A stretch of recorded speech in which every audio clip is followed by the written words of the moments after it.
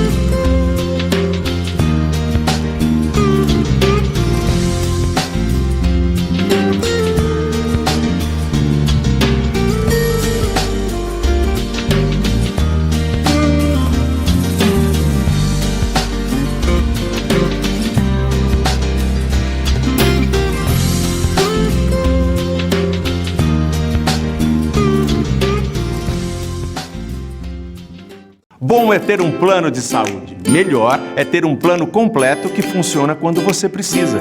Santa Casa Saúde tem a melhor rede credenciada, clínicas próprias, vários hospitais para atender você com mais conforto e qualidade médica. E o melhor é que você vai marcar suas consultas e exames pelo aplicativo direto no celular ou no site planosantacasasaúde.com. Melhor é ter um plano que funciona quando você precisa. Procure uma corretora credenciada. Sejam todos bem-vindos a mais um diálogo aqui na Mostra Vicentina na sua casa. Hoje o diálogo vai tratar sobre o patrimônio histórico. E para isso nós temos aqui, né, hoje 3 convidados, né? Luiz Matos, Fábio Bueno e eu, Fábio Almeida. No nosso bate-papo de hoje, a gente vai falar sobre a tradição e memória na formação de identidades, né? E como é a nossa relação com a preservação do passado. Acho que cada um de nós aqui tem uma experiência em relação ao tema que vai conduzir, então, essa conversa para que vocês possam também, né, acompanhar, se inteirar, né, e dinamizar essa relação, perceber, né, de que maneira vocês tratam essa questão da formação de identidade, e aí, assim, a gente construir uma eficiência nesse campo. Né? Então, eu vou pedir agora que cada um se apresente. Então, por favor, Luiz Matos. Boa tarde a todos, eu agradeço o convite aqui, participar dessa live. Minha formação, eu sou historiador, né, de formação pela Universidade de São Paulo, e realizei uma especialização uma internacional em gestão de projetos culturais internacionais, isso nos anos 2000, e recentemente uma especialização no Centro de Estudos sobre Cultura e Comunicação da América Latina, no qual estou vinculado na Universidade de São Paulo, uma especialização em gestão de projetos culturais. Nesse Centro de Estudos, que é vinculado à Escola de Comunicações e Artes, eu cuido atualmente de uma revista, da revista do Núcleo, chamada Extra Prensa, uma revista sobre cultura e comunicação. Eu desenvolvo a atividade como editor assistente dessa publicação. E, paralelo a isso, eu tenho feito e desenvolvo pesquisas, estudos, que é a área do meu interesse maior, é sobre gestão do patrimônio histórico, né, o patrimônio como um elemento de unificação, de pertencimento, né, como um elemento da diplomacia cultural, né. Então, eu foco um pouco em duas problemáticas. Como manter, né, como angariar meios para manter um patrimônio nacional, nosso patrimônio brasileiro, e também sobre um foco de interesse no patrimônio europeu, né, a formação da a partir do seu patrimônio histórico. Então, é um pouco meu campo.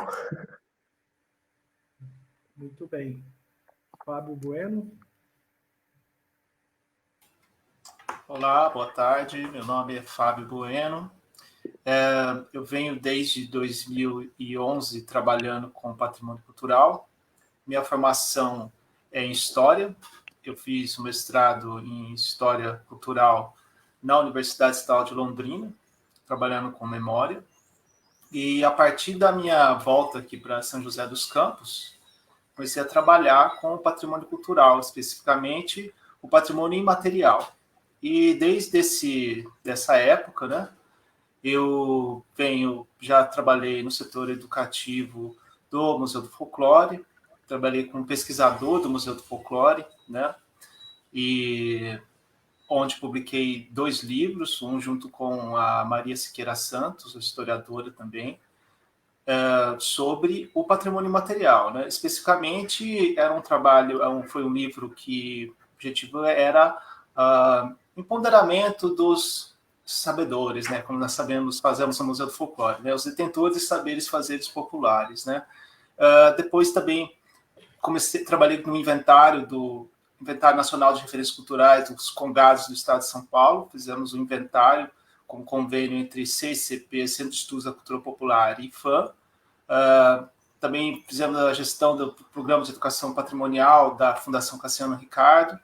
E hoje estamos trabalhando, eu digo nós, né, porque é um trabalho coletivo, quase sempre estou acompanhado da historiadora Maria Siqueira Santos. Então, nós estamos realizando um dossiê do Samba Rural Paulista, um outro convênio entre CCP e IFAM, e trabalho junto com a FAC na elaboração e na execução de um projeto de educação patrimonial no Parque Vicentina Aranha. E hoje a minha fala vai nesse sentido. Muito bem. Eu sou o Fábio Almeida, sou joseense, arquiteto e urbanista, formado pela Universidade do Vale do Paraíba, Univap. Fiz meu mestrado no Mackenzie, na área de patrimônio histórico, né, em arquitetura e urbanismo, mas com a linha de pesquisa em patrimônio histórico. E atualmente sou o gerente de patrimônio histórico e paisagístico da AFAC, que faz a gestão. A AFAC, que é uma OS, a Associação para o Fomento da Arte e da Cultura, que faz a gestão do Vicentina Aranha. também sou professor do curso de Arquitetura e Urbanismo, professor e coordenador do curso de Arquitetura e Urbanismo da Univap. Né? Então, vou mediar essa conversa aqui, né, que vai ser baseada muito na experiência profissional e acadêmica de cada um de nós aqui, né, e tentar acrescentar um pouco aí ao que vocês vão falar, sempre também, né, tendo em vista a relação com o próprio Vicentina Aranha, né, esse espaço importante aqui da cidade de São José dos Campos, que vai ficar como pano de fundo aqui para a construção do nosso diálogo. Né. Também, né, eu acho que o Luiz tem aí uma contribuição muito grande nesse sentido de não ser de São José também, né, de trazer outras experiências e a gente poder enriquecer o conteúdo dessa conversa, certo? Bom, então, acho que tem um tema aí que é um fio condutor, né, que é a memória e identidade, né? E de que maneira que a sociedade, como é que a gente vê que a sociedade hoje, baseada nas nossas experiências, né, estabelece uma apropriação, até um próprio entendimento, um significado na sua vida, né, e a partir disso constrói uma sociedade melhor. Né? Então, eu inicio aqui a conversa para que cada um possa iniciar também aí falando por esse viés. Né? De que maneira vocês veem a identidade e a memória como um indutor aí para uma sociedade melhor.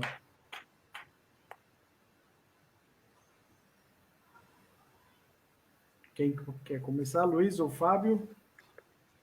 Acho que o Fábio poderia começar. Fábio. Tá certo.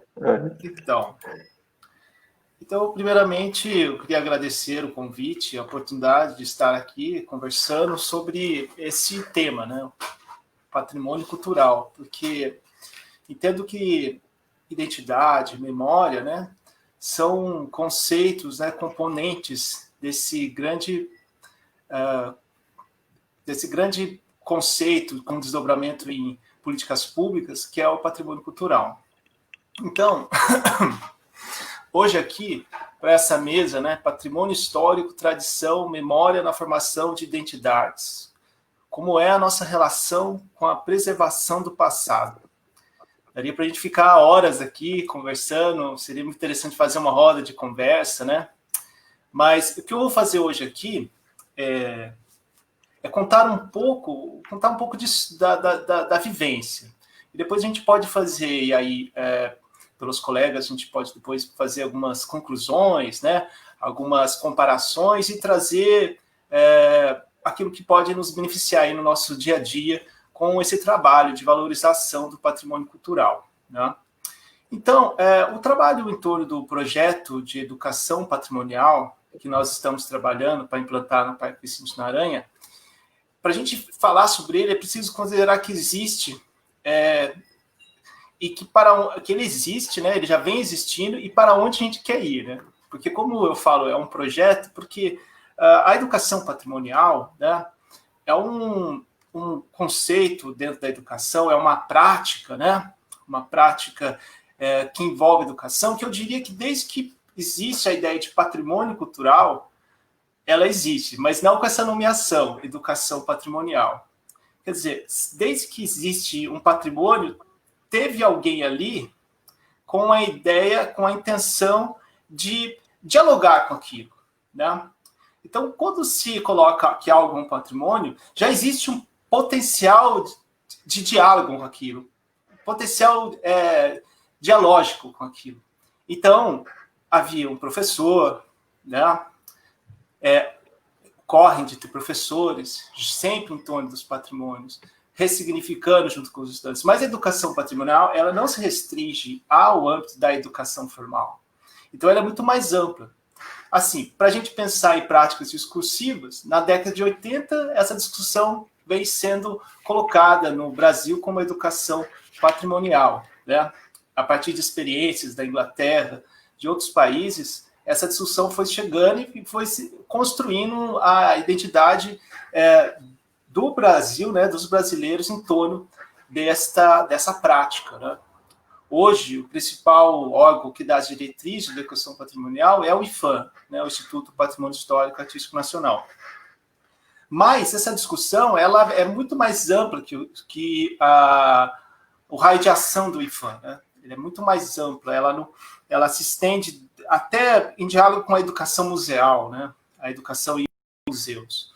Eu tenho por mim que a educação patrimonial, ela faz uma... Se alguém me pergunta assim, o que é qual que é o grande efeito da educação patrimonial, eu diria que ela transformar o patrimônio histórico, o patrimônio cultural, seja ele o imaterial, aqueles dos saberes, né, o fazer uma viola, como o bem edificado, num recurso pedagógico, num recurso de compreensão mais ampla da sociedade.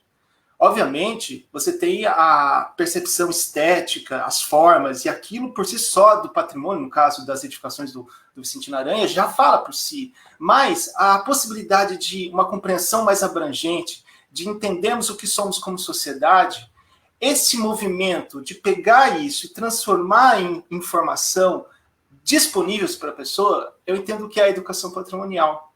Ela permite com que ela cria mecanismos didáticos, ela cria situações para que o patrimônio possa ser interpretado, ressignificado pelas comunidades que estão dentro do seu escopo, né? Digamos, dentro do seu território, né?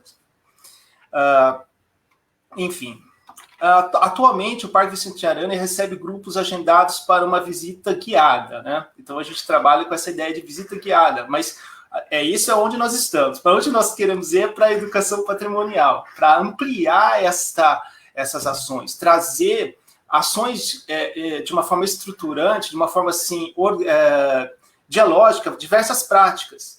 Desde a prática da visita guiada, que é receber os grupos para fazer uma caminhada pelo patrimônio, ao dialogar com as ações ligadas à educação científica, à educação para a ciência, que ocorre dentro do Parque Vicentino Aranha, onde tem um laboratório de física, onde pessoas educadores, né, antigos cientistas aposentados fazem esse trabalho. Assim como tem no próprio Vicentino Aranha um projeto muito bacana que é o Observatório de Pássaros, né? E esse trabalho que o Wagner, nosso colega Wagner, veterinário, biólogo, um cientista, né, faz, é muito interessante, porque ele trabalha com a educação ambiental sem levantar esse conceito de educação ambiental. Então, quando a gente fala para onde nós queremos ir, é isso, é fazer um projeto de educação patrimonial que dialogue com as várias disciplinas. Porque eu entendo que o patrimônio cultural, ele é um espaço educativo gigantesco, onde as diversas disciplinas podem utilizá-lo como experimento.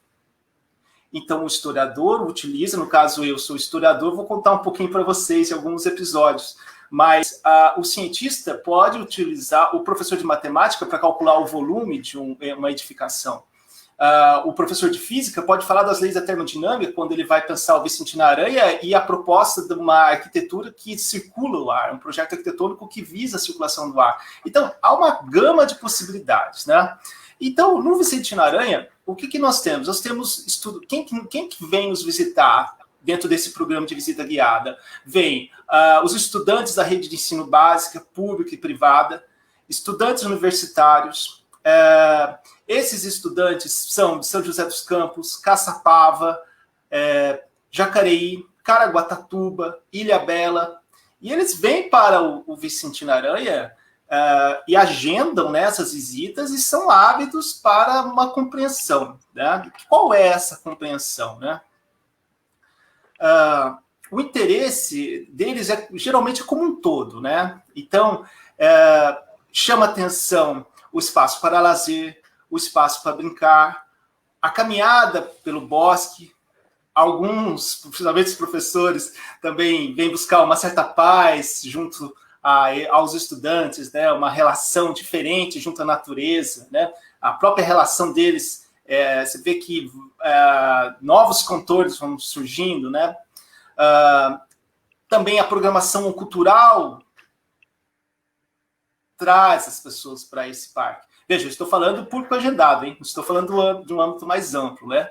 A maioria das vezes, quando eles vem para a visita também está ligado ao interesse em alguma exposição que está acontecendo dentro do parque, né? Porque a programação cultural geralmente não ocorre quando ocorrem as mediações para os grupos agendados. Os grupos agendados, a maioria deles são esses grupos que vêm por instituições, e as instituições trabalham no horário, horário comercial, né? Então, e aí é importante destacar algumas impressões que foram colhidas ao longo desse tempo, né? Vocês imaginem que é um pequeno recorte, tá, dessa imensidão de que são os visitantes do Parque Vicentina Aranha. Mas os que chegam aqui agendados para visitar, eles já têm em mente a curiosidade acerca da história. Mas antes disso, eles procuram contemplar algo que existe em suas consciências, que é a pergunta: o que significa aquele prédio? Por que ele não foi derrubado, demolido?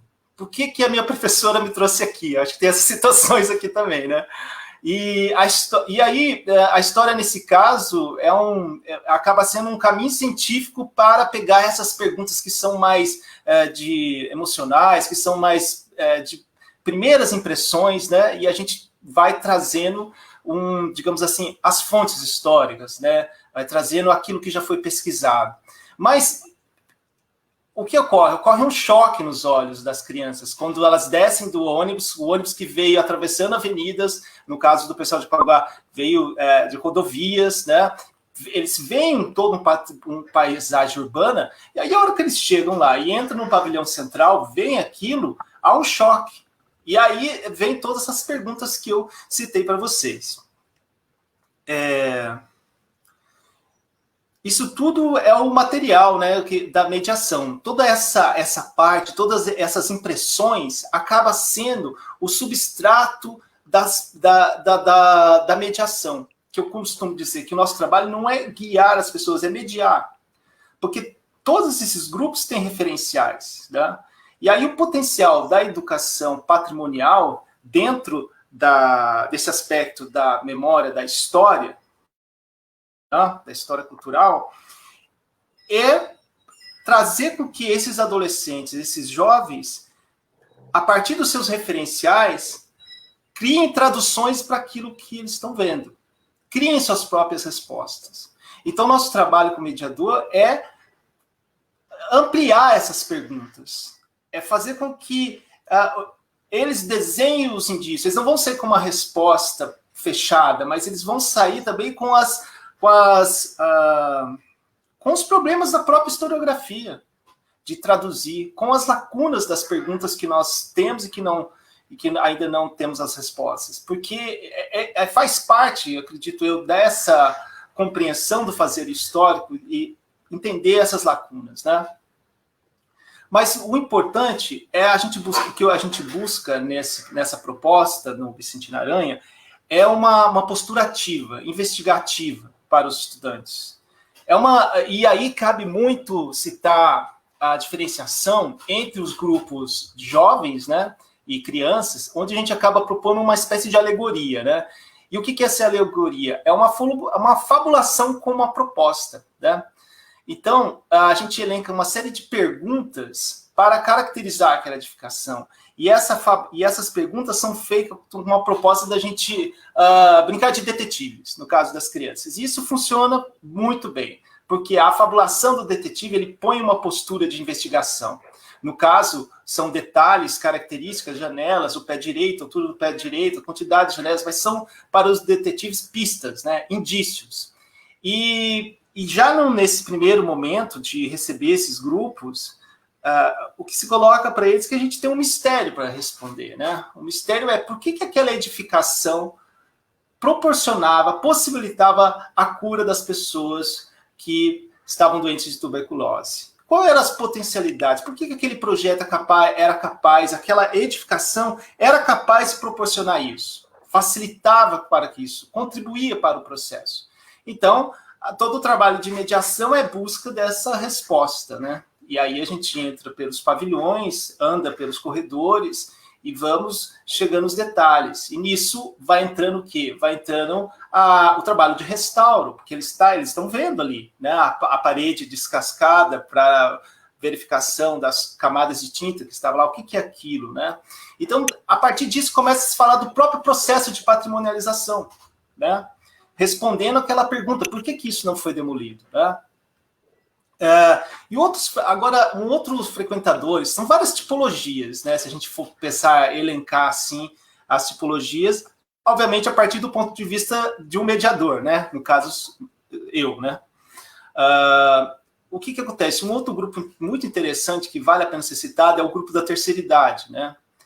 E aí a questão é mais abrangente, aí é uma outra postura, já não cabe essa fabulação, não cabe essa alegoria didática que eu estou propondo para vocês, mas o trabalho de educação patrimonial, de transformar aquele bem cultural num recurso didático, funciona, continua valendo, né? No sentido de que as pessoas as terceira idade realmente têm vivências, têm uma intertextualidade muito mais ampla, têm uma memória social muito mais abrangente, de uma experiência. Então, o trabalho acaba sendo um trabalho de trazê-los como uma testemunha, como participantes daquele processo de interpretação, né? E acontece que a gente acaba nesse trabalho de uma construção de um texto, né? Porque acaba sendo essa a proposta, a construção de um texto, no começo ao fim da mediação, até colocando assim, mostrando como que a história cria recortes didáticos, né, a fim de comunicar melhor para as pessoas. Então, o recorte de que uma fase sanatorial, né, onde as funções econômicas e as determinações urbanas da cidade em torno dos sanatórios, da rede de sanatórios, ou seja, o que chamamos de fase sanatorial, abarca 1920, 1950, né, o grande, digamos assim, as grandes funções se deram nesse recorte. Então a gente acaba encontrando pessoas que, isso já mais uma vez, né, que foram internadas na década de 1970, né, e é interessante colocar, e aí você vai conversando com as pessoas e vai compreendendo, né, o próprio grupo vai entendendo, porque acaba sendo aquela pessoa uma testemunha da história, né, acaba compreendendo a construção da memória, porque ela começa a ver, olha, mas eu estava aqui, aí realmente não tinha só tuberculose nessa época, né, eu era uma exceção, eu vim porque a streptomicina, né, um dos antibióticos não funcionava para mim, e aí me mandaram para São José dos Campos, porque era um centro de referências, porque tinha o tratamento adequado, porque tinha um corpo de médico gabaritado para isso, para tratamentos assim, que não obtinham resultado pela praxis da sabedoria, do saber médico daquele período, né? Então e aí você vai conversando com essas pessoas, né? O caminho todo e você vai evidenciando, comparando esses dois grupos, dois tipos de agenciamentos da memória, né? Porque as crianças, a memória são de experiências que, quando a gente... É uma memória que elas trazem do Parque Vicentino Aranha, aliás, do sanatório, que são experiências que elas não tiveram. Ou é o vô que contou, ou é a própria professora, através de um conteúdo estruturado, por um discurso historiográfico, que trazem para eles.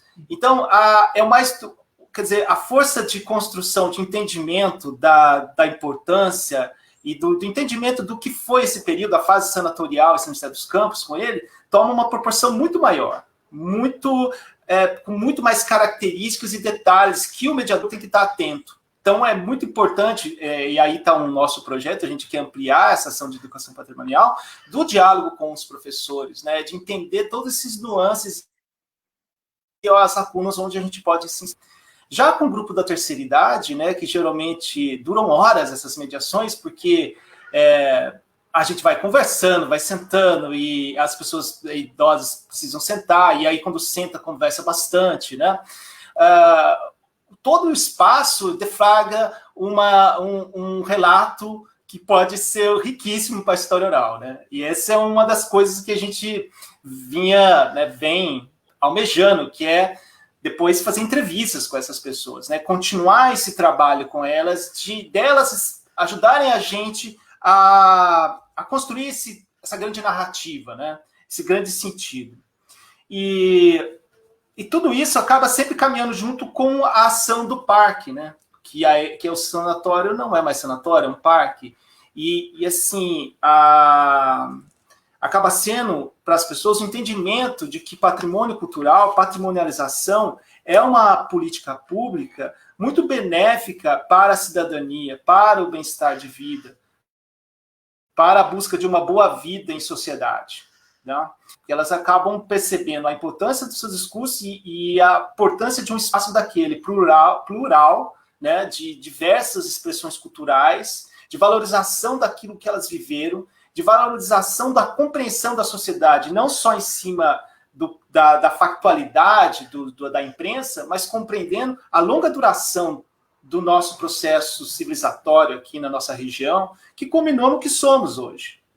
Então, é um processo muito bacana, que envolve muitas emoções. Há uma grande carga de emoções com esses grupos da terceira idade, porque acaba até chegando a momentos de relatos de romances que essas pessoas viveram, né? Porque muitas, pelo menos 3 pessoas que eu recebi nesses anos, assim, que eram jovens com 16, 17, 18 anos que vieram, né? Então, acabaram desenvolvendo romances e relações e casaram, têm família em São José, ou mudaram.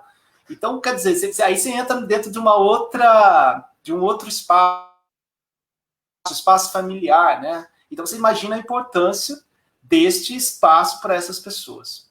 Enfim, queria fazer esse relato para vocês e eu passo para os meus colegas aí. Obrigado. Muito bem, Fábio. Complementando aqui, né, acrescentando aí um pouco a sua fala, eu vou mencionar pelo lado da minha experiência no trabalho de restauro desse espaço, né? Você mencionou aí, na sua fala, a questão do significado, né? Da construção do significado baseado nas experiências, principalmente quando você parte do princípio que o seu trabalho vai lá de contar a história, que é de identificação, né? De identificar, de mostrar, ele tem um entendimento do que é aquilo lá, o que foi, né? E até uma evolução que hoje, né? O ressignificado do espaço através da mudança de uso, e aí ele formula primeiro uma noção do lugar, né? Depois ele passa, então, a valorizar e depois vai trabalhar pela manutenção e a preservação, né, desse espaço quanto patrimônio, efetivamente. E quando eu vim para a FAC para desenvolver o trabalho de restauro, a gente acabou identificando que teria que se fazer várias etapas para a gente ter uma eficiência no resultado, né? E nesse processo de dividir as coisas, né, a gente focou, no primeiro momento, na recuperação física também dos edifícios, do espaço, do cuidado com o meio ambiente, para que ele pudesse também ter condições de receber as pessoas, né, e com segurança, começarem a frequentar o parque, né, uma nova função. E aí vem, aí que eu faço a conexão com o que você falou do sentimento do lugar, né? Baseado na conexão emocional que os novos usuários começaram a estabelecer ali dentro. Que eu percebi que, de certa maneira, restaurar o edifício físico tem a sua importância, né, tem uma função no todo, né?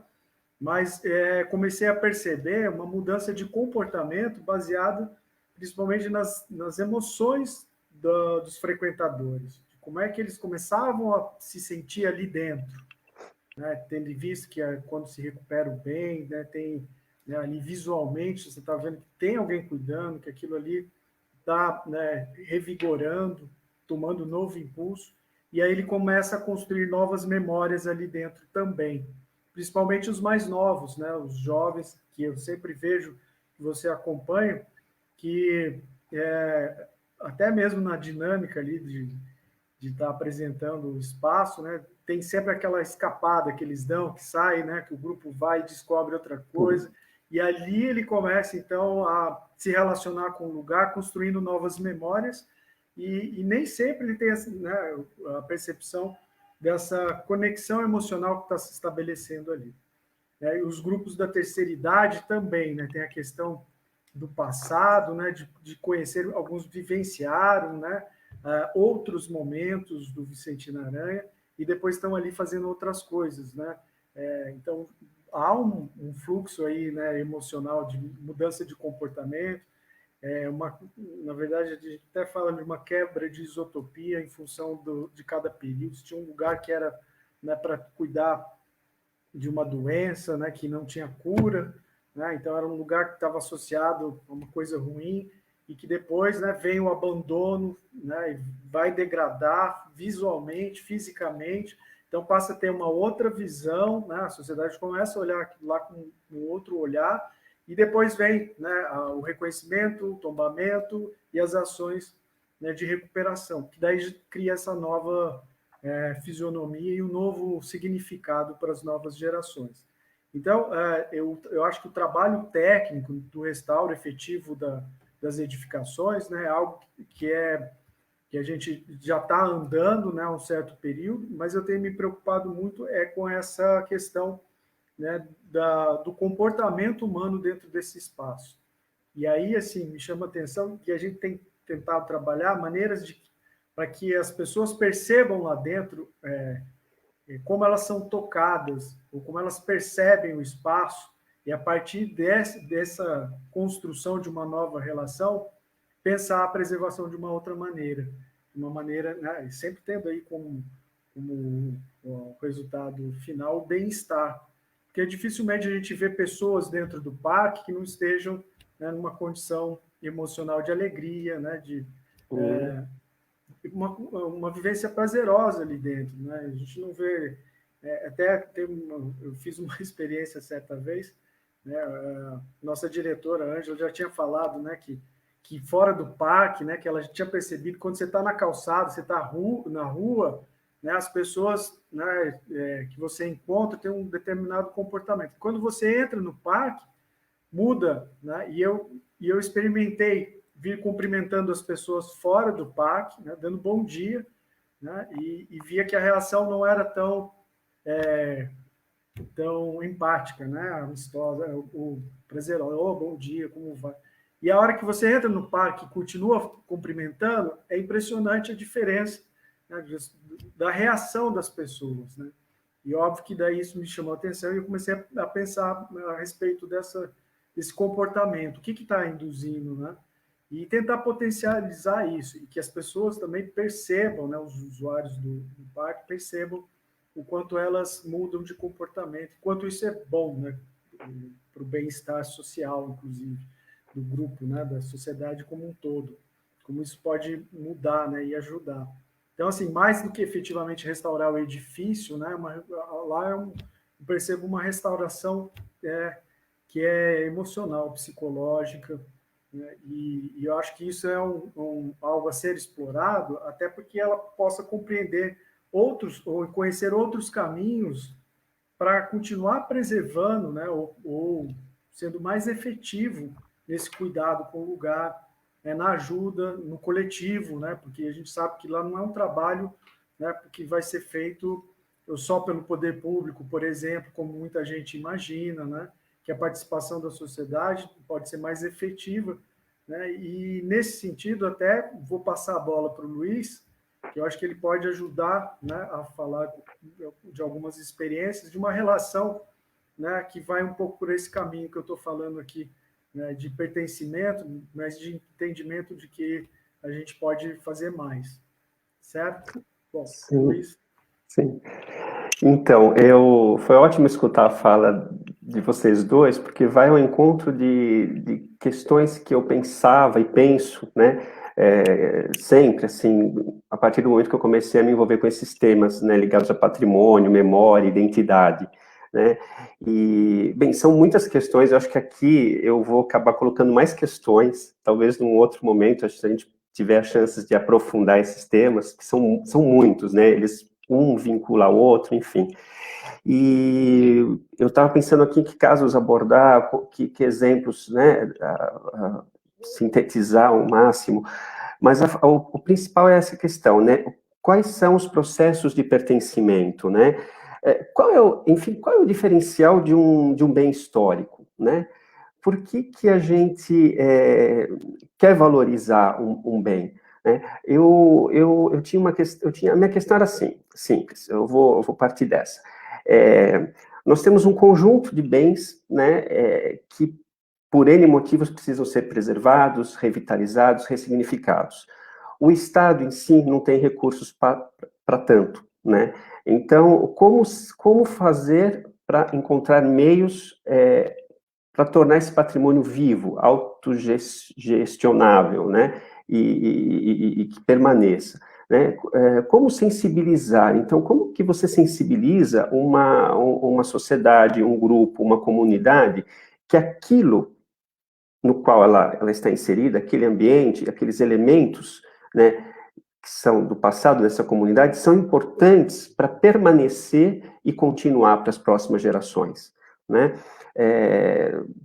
Também, nossa legislação, né, de 37, piramidal, então tivemos leis de cima para baixo, olha, decretamos tais bens, patrimônio nacional, devem ser preservados, tá, isso cria um impasse, mas eu vou ser obrigado a manter isso? Vai, a lei diz que sim, né?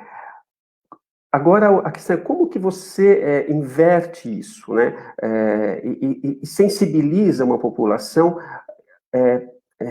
com relação à importância do patrimônio, né? Desse elemento que fez parte de um passado, está presente e tem um significado ainda, né? A minha preocupação era por que nós temos essa dificuldade, né, de entender isso, né? Quando eu conversava com as pessoas falando sobre, eu enquanto historiador e sensível a essas questões, né, ligado à materialidade, ao antigo, né, e essa, para mim era muito claro, e as pessoas vinham com outras opiniões, falaram, não, isso é passado, isso é velho, nós temos que mirar um novo, tal, né? E eu pensava, mas por que fazer terra arrasada, né?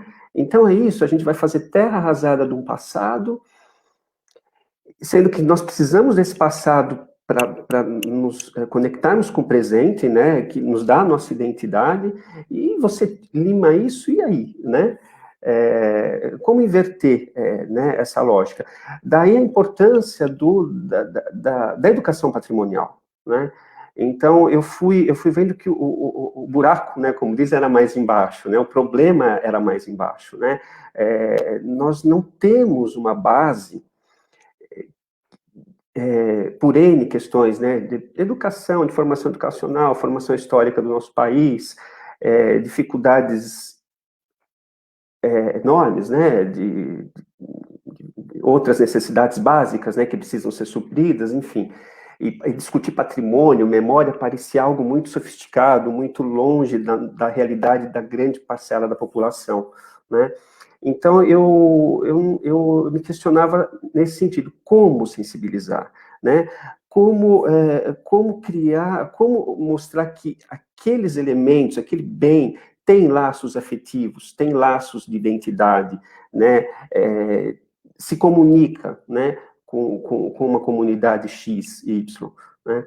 E daí eu parti para o interesse que era meu, específico, de entender um processo de formação identitária, né? Aí, pegando o caso, por exemplo, da União Europeia, eu tinha essa questão, será que o patrimônio, a identidade material de um bem, ela auxilia no pertencimento da comunidade, né, no geral? Então, isso ajudou no processo identitário, né, de comunidades diferentes, que se identificavam por um elemento e se sentiam pertencentes a algo maior. Eu tinha esse questionamento, né? Hoje o que a gente vê é um pouco contrário, né? As diversos grupos que formam a comunidade europeia tentando revitalizar suas identidades locais, como dando sentido, não, isso é meu, eu pertenço, isso é nossa identidade, é isso que eu me agarro e eu me reconheço nisso, né? Então, em vez de valorizar elementos que seriam unificadores, hoje nós temos o inverso, né? Elementos que são particulares e que são revitalizados, que são reinvestidos de novas significações, né? E aí a questão também recaía sobre a educação, né? Quando eu fui fazer essas pesquisas fora, sobretudo no caso da França, né, eu identifiquei quão lá isso é forte, a presença da educação, da sensibilização, né, do patrimônio para todas as faixas etárias, assim, né, e como a questão é presente, é cotidiana, assim, né. Há um Estado que realmente tem que dar conta de uma gama enorme de bens, né, e ela não é suficiente, mas ela tem o apoio de sociedades civis, né, de diversas associações civis que são organizadas, né. A legislação, no caso específico da França, já tem mais de 100 anos, né, de proteção dos monumentos lá. Fora isso, você tem associações que se organizam há um século quase, né, associações civis, e que envolvem a comunidade, que envolvem a população em geral, né. Eu fiquei espantado, assim, com como eu poderia dizer, uma entidade de crowdfunding, né, de financiamento participativo, chamada D'Artagnan, né, Mosqueteiros do Patrimônio, né, eles se chamam, é um grupo de jovens que, utilizando as ferramentas que nós temos hoje, tecnologia e ligado a financiamento participativo, criou uma plataforma que solicita e sensibiliza a população da importância do patrimônio, seja local, seja nacional, seja internacional, né, desde um simples chafariz numa pequena comunidade, numa aldeia, até uma grande igreja, né, importante para aquela cidade, né, ou, no caso, também um hospital, e as pessoas fazem donativos, e isso é revertido para a recuperação, né, desses espaços.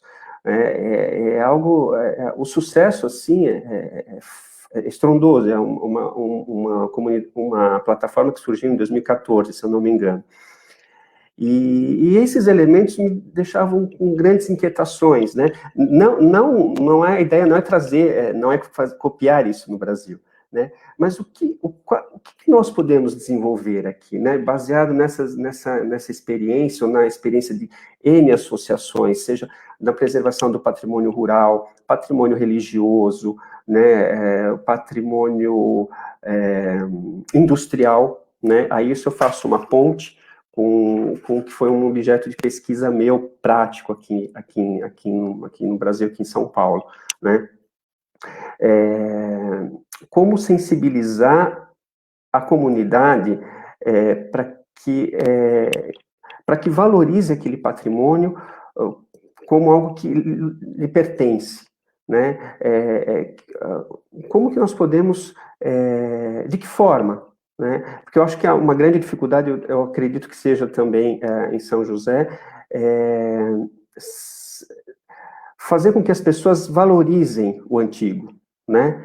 E reconheçam aquilo como seu, porque nós temos a tendência de valorizar só o novo. O que eu vejo muitas vezes são as cidades do interior, né, de São Paulo, de outros estados, copiando os modelos das capitais, né, para o bem e para o mal. Então, nós vemos, né, pela falta, talvez, de uma sensibilidade do gestor, né, do local, ele quer mostrar um serviço, quer mostrar algo novo, então ele copia um modelo que é totalmente estranho ao local, né, que tira aquela identidade, que tira aqueles laços de afeto da comunidade, né? Por exemplo, o Vicentina, se ele deixar de ser o Vicentina, que laços vocês teriam com esses grupos hoje, né? Que elementos eles trariam para vocês se no lugar do Vicentina houvesse um hipermercado, uma loja de departamentos, enfim, como ocorre muito aqui em São Paulo, né? Eu acho que o nosso problema maior, lógico, nós temos o avanço econômico, que é inexorável, ele vem mesmo, o mercado, né, exploração imobiliária, e passa assolando tudo mesmo, mas nós temos que fazer frente a isso, e a questão primordial passa pela educação. Eu sei que há grupos, há correntes que, né, questionam a educação patrimonial, mas aí você está direcionando ideologicamente o que é o patrimônio para ser preservado. Bem, é uma seara que acho que a gente perde muito tempo discutindo isso e vê que as necessidades nossas são básicas, né? Nós temos que partir de um básico, que lá fora isso foi resolvido, né? As questões são outras, né? Como manter aquilo frente a um desenvolvimento avassalador, a modernidade, né, que está aí batendo a porta. Aqui não, nós temos, né, camadas e camadas ainda para sanar, para mostrar, olha, preserve isso, né? Eu não sei o tempo, mas eu queria falar aqui um pouco do exemplo prático que eu precisei utilizar para a conclusão de um trabalho, que foi relacionado ao patrimônio industrial, né? Então, eu escolhi 3 casos aqui em São Paulo, que era um SESC, a rede SESC, né? Tem o SESC Pompeia, uma antiga fábrica de barris, né? Depois de refrigeradores, do início do século, que foi tombada e virou um centro cultural, onde toda a sua estrutura foi preservada, né? A arquiteta Alina Bobardi, que fez o projeto, ela um dia foi esse espaço que a comunidade do bairro já havia se apropriado, né? O SESC administrava, mas não sabia o que fazer, deixou a comunidade, então, usava aquele espaço, e ela observou como que a comunidade se apropriou daquele bem, né, daquele espaço físico, né, dando um novo uso, uma nova identidade para aquilo, né. A ideia poderia ter sido destruído e construído uma estrutura totalmente nova, né, mas não, ela manteve aquilo porque ela percebeu que a comunidade se apropriou e ressignificou aquele espaço, né. Um outro caso próximo, no mesmo bairro, né, Barra Funda, aqui no centro, na capital, aqui em São Paulo, chama Casa das Caldeiras, que era um antigo espaço das indústrias Matarazzo, que ocupava um quarteirão imenso, e foi todo destruído justamente por interesses imobiliários, e apenas o que era chamado das caldeiras, que gerava o vapor para movimentar o Parque Fabril, foi preservado. Hoje ele pertence a uma associação mista e privada, né, que aluga esse espaço para eventos, festas e para coletivos de artistas também, né. Novamente, como o Fábio Almeida falou, são lugares que transportam você para uma outra realidade, te sensibilizam, te tocam de outra forma, né?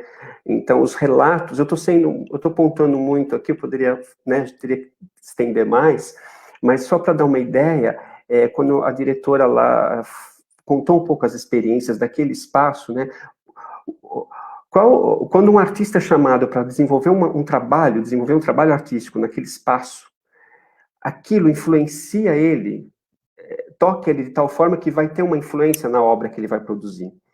As festas que são dadas, os casamentos e festas de empresa, as pessoas são tocadas por aquele espaço. Tem uma materialidade que permanece, né?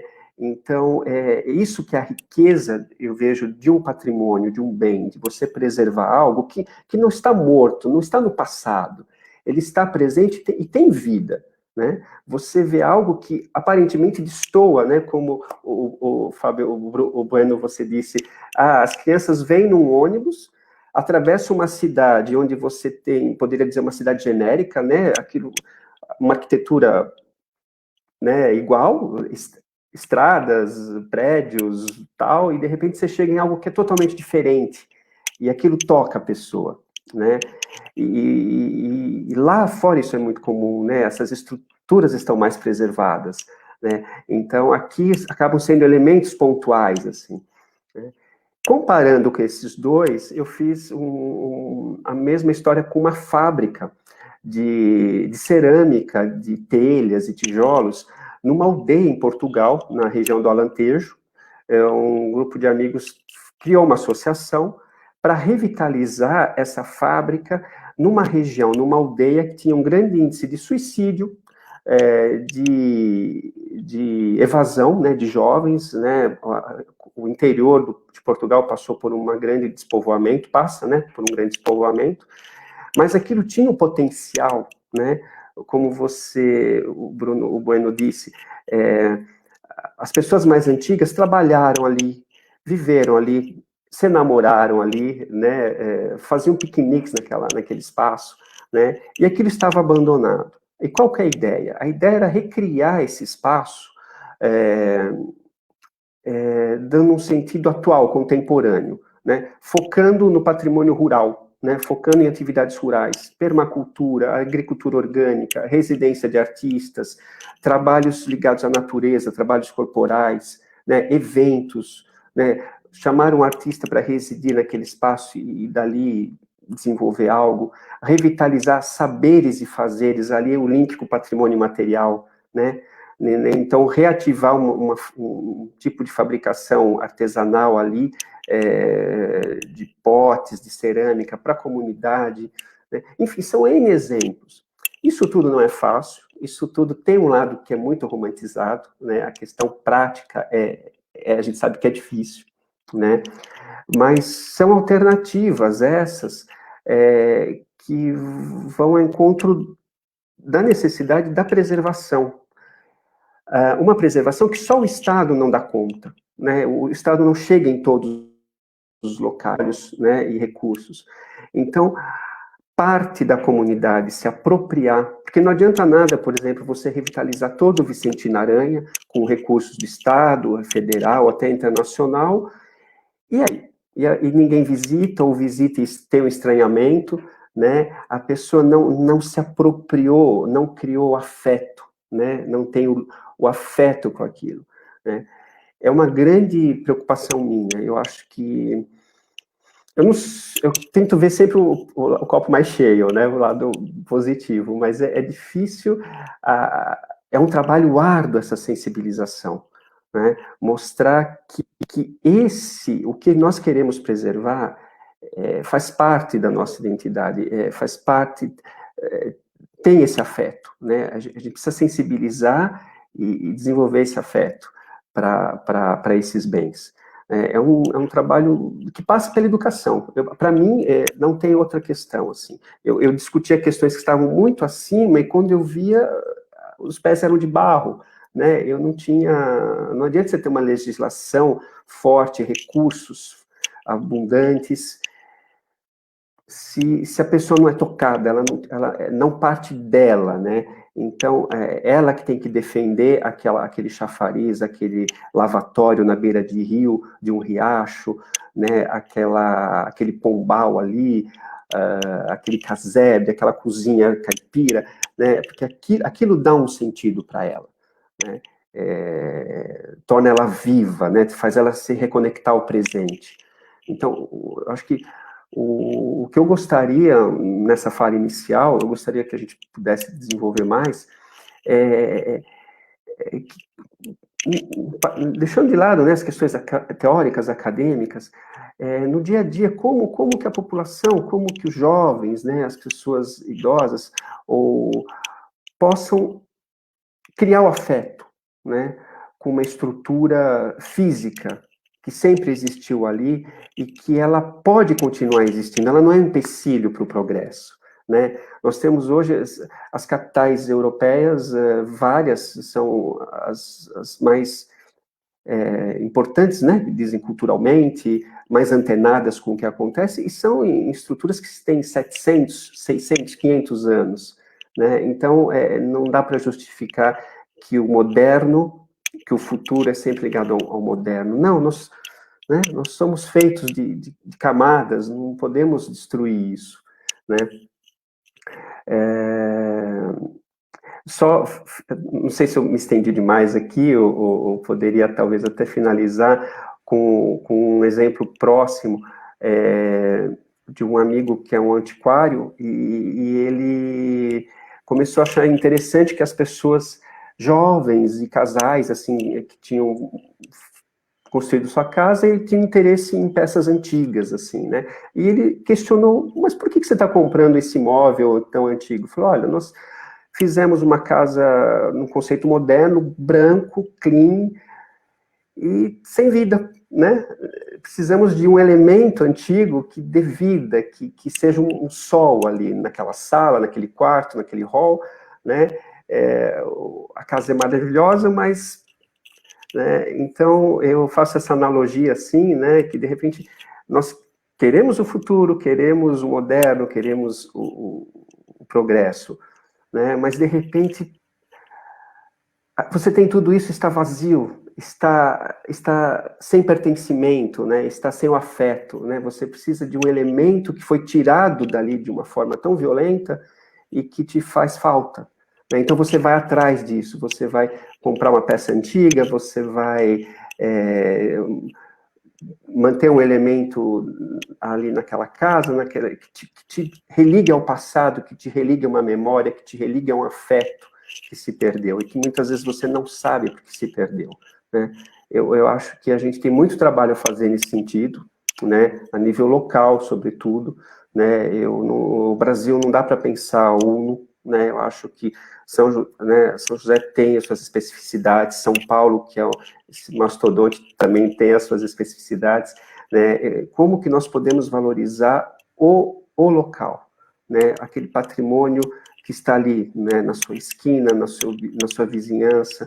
Eu acho que o trabalho que o Fábio, que o Bueno faz é incrível, né? E você, Almeida, pelo restauro também, né? Então, são formas de sensibilizar, né?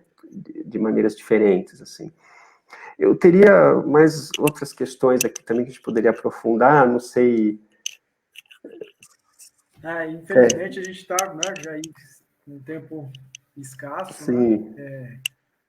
Mas acho que fica aqui, né, já o convite para novos diálogos, né? Tanto você quanto o Fábio aí, a gente tem sim. muita coisa para desdobrar a partir do que a gente comentou aqui, né? A gente sabe que, do ponto de vista teórico, isso aí não tem fim até, né? A gente pode ficar aqui, né? Discutindo, rediscutindo, mas, enfim, eu acho que foi muito valioso aí, né, a fala de vocês dois, para que a gente possa ampliar a noção de preservação, que é preservação de fato, que caminhos nós temos para construir uma preservação cada vez mais efetiva, com participação, apropriação, que é o que faz sentido, né? Esse preenchimento que você estava falando é um preenchimento emocional, inclusive, né? Que sem ele, né, perde o sentido de ser, né? Por que preservar? Sem isso aí, né? Sem essa consciência, né? Não tem o material, não tem sentido algum. Né?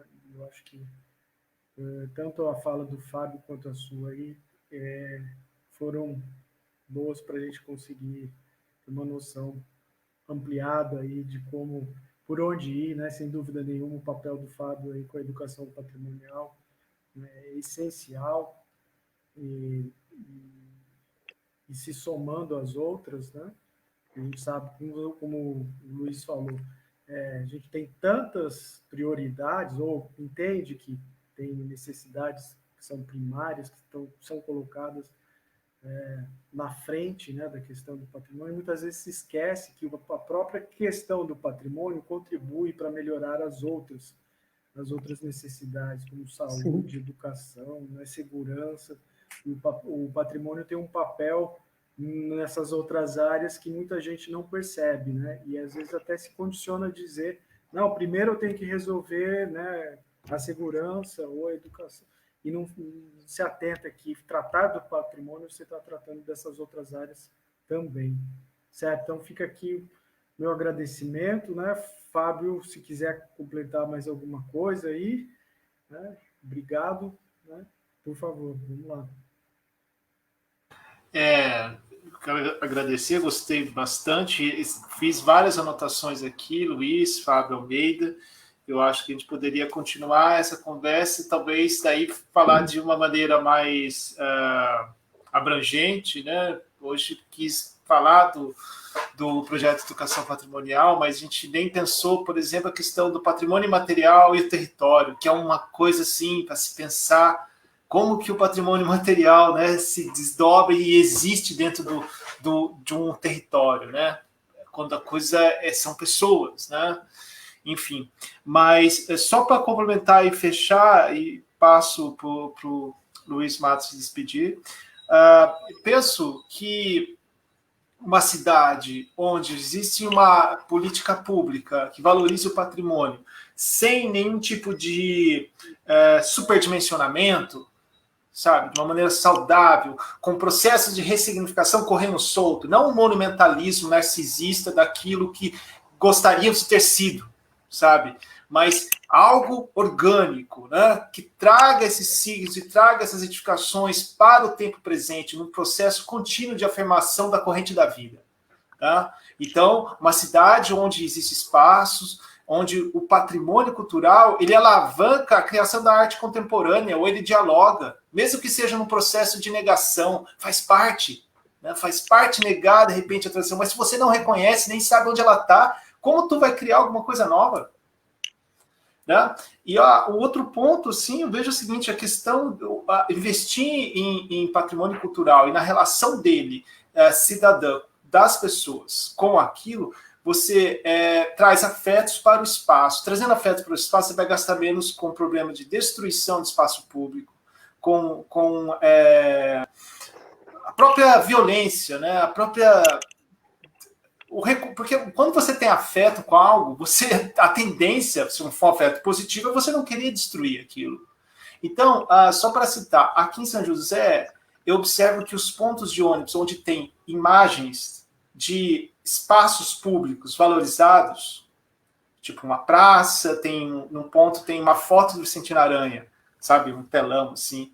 O outro tem o Parque da Cidade. Demora uma eternidade para aquilo ser pichado, rasgado ou estragado. Ou fica lá. Eu falo de coisas aqui, do lado da minha casa. Faz mais de um ano que está lá. Não tem nada. Tem uma canetinha assim, Tatiana, te amo. Ai, que bom que tem também, né? Mas não tem. O que significa isso? Isso é um indício de que essa política de valorização da cultura local, daqui, do que somos, do que fomos, dos nossos espaços públicos, isso só converte para uma cidadania mais plena, converte para uma cidade onde funcionem bem e o custo de manutenção diminua. Entendeu? Então, eu queria finalizar dessa forma. Obrigado pela oportunidade de expressar essas ideias.